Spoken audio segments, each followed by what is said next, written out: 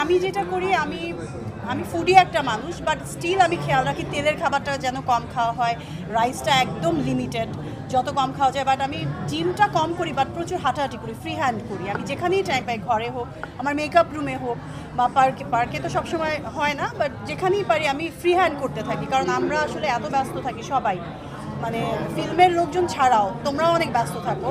So যেখানে সেখানে যখন তখন খুব প্রিপারেশন নিয়ে আসলে জিম করা আমাদের দেশের ট্রেন্ডটা এখনও আসে নাই, শুধুমাত্র ফটোশ্যুট করে দেওয়ার জন্য। সো আমি মনে করি সবসময় মানে বডিটাকে মানে ওয়ার্কিং পজিশনে রাখলে খুব ভালো হয়।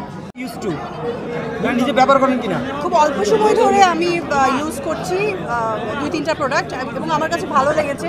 সবসময় আমরা যেটা করি বিদেশি প্রোডাক্টে সবসময় ইউজ হয়ে বিশ্বাস করতে পারি না যে বাংলাদেশি প্রোডাক্ট ইউজ করলে স্কিনের কি ক্ষতি হতে পারে কিনা বা আমাকে স্যুট করবে কিনা, বাট আমার সোফার ইটস গুড, এটা ভালো লেগেছে, সোফার এটা ভালো লেগেছে। আপনারা দেশীয় সেলিব্রিটি, কিন্তু বিদেশি প্রোডাক্টের উপর যদি এভাবে নির্ভরশীল থাকেন তাহলে দেশি পণ্য কিভাবে আগাবে? না, দেশি পণ্য তো আমি ইউজ করি, বাট আমি শুধুমাত্র বলছি যে মেয়েরা স্পেশালি স্কিন কেয়ার নিয়ে একটু বেশি সচেতন, এবং অনেকে অনেকভাবে আসলে স্কিনের জন্য অনেক মানে ভোগান্তির শিকার হয় আসলে কোনো কোনো প্রোডাক্ট ইউজ করে। সো দ্যাট একটু কেয়ারফুল থাকতে হয়। সিনেমা হলের সংখ্যা কমে যাচ্ছে, একজন আর্টিস্ট হিসাবে এটা কতটুকু ভাবায়? এটা আসলে দুঃখজনক, বাট সিনেমা হলের মতো সিনেমা আসলে খুব কম হচ্ছে, তো এটা একটা ব্যাপার। ঘরে বসে যেটা এনজয় করা যায়, ফিল্মের এক্সপিরিয়েন্সটা, বড় ফিল্মের জন্য সিনেমা হলটা ম্যান্ডেটরি। আমি অনেক সিনেমা স্টাররা ওটিটিতে ঝুঁকে যাচ্ছেন, ওটিটি নিয়ে আপনার কি ভাবনা? ভালো ভাবনা, বাট ওটিটির ফিল্মের একটা আলাদা ধাঁচ আছে, এবং ফিল্মের জন্য, বড় ফিল্মের জন্য আসলে ইন্টারন্যাশনাল যে বড় বড় ফিল্মগুলো হয় সেগুলো এখন পর্যন্ত হলেই রিলিজ হচ্ছে, আফটার দ্যাট ওটিটিতে রিলিজ হচ্ছে। আচ্ছা, ফেস্টিভ্যাল চলছে, সেখানে মেহজাবিন গেছেন এবং তার ছবি প্রদর্শনী হচ্ছে, সে সম্পর্কে কি বলবেন? আমার তো খুব ভালো লাগছে, আমি 2-3টা ছবিও দেখেছি।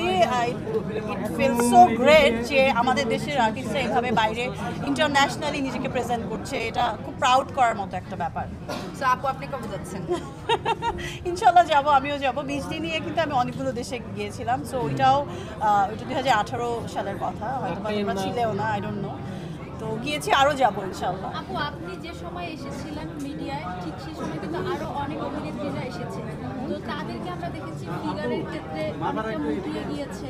তো আপনাকে প্রথম থেকে আমরা এমন দেখে আসছি, আসলে এর রহস্যটা কি? তাই তো বলি, আমি এত কষ্ট করে মেনটেন করে এরকম কোনো কোশ্চেন পাচ্ছি না। Thank you so much. হ্যাঁ, সেদিন আমিও আপনাকে প্রশ্নটা করেছিলাম করা যে হয় কিনা সৌন্দর্যের যে, কিন্তু প্রশ্নের উত্তরটা না এরকম পাচ্ছি না আমরা, যে একটু ফ্লোলি, যে মানুষ আপনার থেকে জানবে, শিখবে যে আসলে নায়ক নায়িকারা কিভাবে নিজেকে মেনটেন করে। আমি যেটা করি আমি আমি ফুডি একটা মানুষ, বাট স্টিল আমি খেয়াল রাখি তেলের খাবারটা যেন কম খাওয়া হয়, রাইসটা একদম লিমিটেড, যত কম খাওয়া যায়। বাট আমি জিমটা কম করি, বাট প্রচুর হাঁটাহাঁটি করি, ফ্রি হ্যান্ড করি। আমি যেখানেই টাইম পাই, ঘরে হোক, আমার মেকআপ রুমে হোক, বা পার্কে তো সবসময় হয় না, বাট যেখানেই পারি আমি ফ্রি হ্যান্ড করতে থাকি। কারণ আমরা আসলে এত ব্যস্ত থাকি সবাই, মানে ফিল্মের লোকজন ছাড়াও তোমরাও অনেক ব্যস্ত থাকো।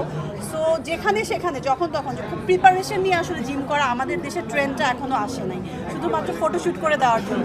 সো আমি মনে করি সবসময় মানে বডিটাকে মানে ওয়ার্কিং পজিশনে রাখলে খুব ভালো হয়। আপু, শাকিব খানের সাথে নতুন কোনো সিনেমায় দেখতে পারবো নাকি আপনাকে? অবশ্যই, ইনশাল্লাহ দেখা যাবে।